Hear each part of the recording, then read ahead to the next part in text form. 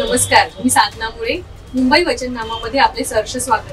चला पाहूया आजच्या ठळक बातम्या. बदलापूर अत्याचार प्रकरणातील आरोपी विश्वस्त उद्य कोतवाल आणि सचिव तुषार आपटे यांना कल्याण कोर्टात हजर करण्यात आले.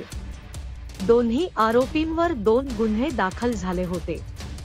कलम 380 अंतर्गत आरोपींना जामीन मिळाला आहे, तर कलम 391 अंतर्गत पोलीस कोठडी देण्यात आली आहे.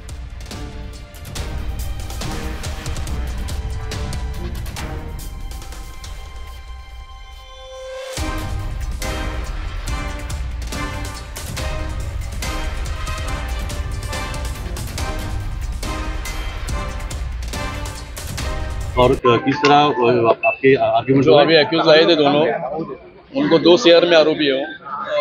380 में उनको आज बेल मिल गया. 380 380 में उनको बेल मिल गया. 391 में उन्होंने अभी पुलिस ने ताबा ले लिया, उनको पुलिस के कब्जे में दे दिया. आपल्या मुंबई वचननामा चॅनलला सबस्क्राईब करा आणि बेल आयकॉन दाबायला विसरू नका.